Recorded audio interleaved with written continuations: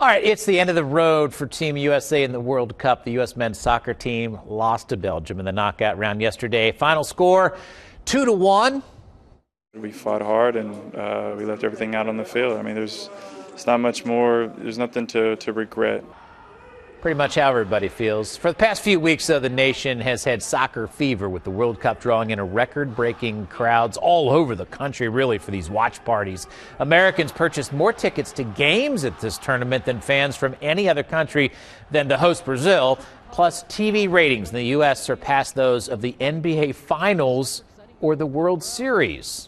Unbelievable. Too bad. It's kind of a bummer that it's come to an end. Here to talk about the team's USA's wild ride in the World Cup, Brian Davis, men's soccer coach at Wright State University. Brian, thanks for joining us as you had through this whole World Cup. We appreciate it. Absolutely. Man, people are bummed out today, but they honestly got beat by a better team, didn't they? I mean, yeah, Belgium has some of the most talent you'll ever see in this World Cup. I mean, they got names upon names, and I thought the U.S. approach was really good. I mean, they came in, they tried to really outmuscle them. They knew they had to withstand some storms. Tim Howard had to have a good day. All those things happened. Unfortunately, you know, we had our one moment at the end of regulation. Yeah. Doesn't go through. You can't give a team with that much talent that opportunity for the extra 30 minutes. Yeah, they were trying to, in a sense, kind of steal that victory from Belgium, because I saw the shots on goal, and it was Belgium had over 30 shots on goal. USA had less than 10. Yeah, I mean, sometimes it's kind of how the game goes, though, too. You're playing a better team. You're letting them take pressure. You want the Belgium to get opportunities if they're having them from way far out. A lot of their shots were from distance, so it played to the strength of our team, which is our goalkeeper. You know, late in the game when they scored that goal in the 93rd minute, that was really one of the first close-up shots they had in which they really got a good angle, and they finished it off, unfortunately. Oh, that was a heartbreaker right there. But that guy, Tim Howard, what can you say about this guy?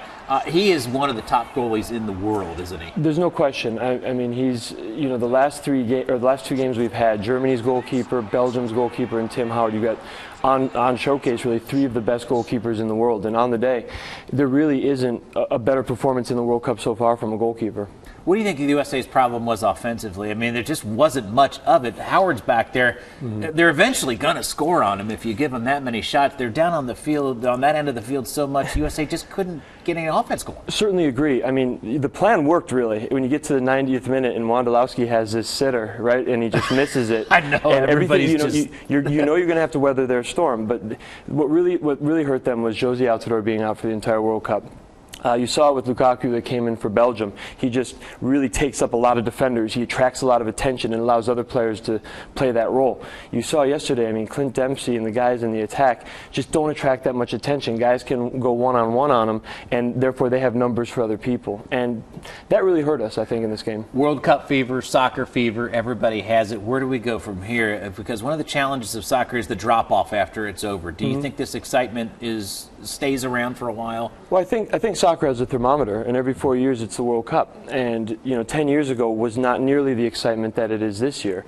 Yeah, the excitement's not going to be the same when you don't have your national team playing against other nations, but you've got a great league in the MLS. You've got two great college soccer programs in the Dayton area, in University of Dayton and Wright State University.